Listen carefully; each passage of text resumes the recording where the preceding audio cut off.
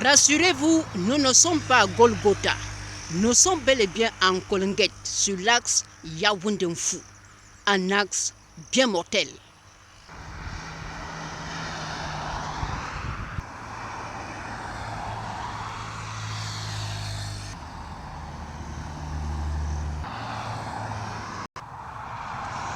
Ici, le trafic est intense et les accidents de la circulation se comptaient en grand nombre. D'après les témoignages recueillis sur place, l'on parle de 4 à 5 accidents mortels par semaine, à la grande surprise des populations qui n'en revenaient pas. Cette croix a donc été implantée ici en 2006 par Monseigneur Christophe Zoua, après les négociations avec le curé de l'époque, Prosper Ambassa, comme on l'appelait Prospero. Elle a été implantée ici pour lutter contre le phénomène des accidents de la circulation devenu un peu plus récurrent. Le sang a coulé.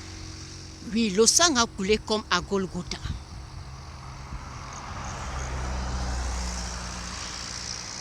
Il fallait bien inspecter le volet spirituel pour savoir quelle était la véritable cause de ces accidents de la circulation. Si un doigt accusateur pointait la sorcellerie, il est tout aussi vrai que l'autre doigt pointe les excès de vitesse. D'après le témoignage de plusieurs chauffeurs, il ressort qu'une vieille maman, une vieille sorcière, venait en plein milieu de la nuit renverser les véhicules. Et seul le chauffeur pouvait la voir. D'autres parlent plutôt d'un gros serpent bois qui lui aussi avait pour principale mission de renverser les véhicules. Et depuis que cette croix a été implantée ici, le nombre des accidents de la circulation a considérablement baissé sur l'axe routier Yaoundé-Mfou.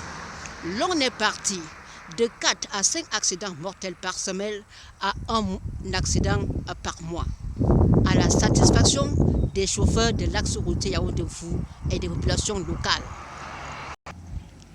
À titre de rappel, c'est sur cet axe que l'artiste musicien, le célèbre Aband Aviateur, a cassé sa plume, son micro et sa guitare. D'aucuns estiment donc que lors des inaugurations officielles des routes, il faut justement la présence des hommes de Dieu, capables de neutraliser les forces mystiques qui causent les accidents de la circulation dans nos routes. Oui, la présence des hommes de Dieu, des hommes d'église, lors de l'inauguration de plusieurs routes au Cameroun est tout à fait nécessaire, d'après les populations rencontrées sur place ici en Kolnguet.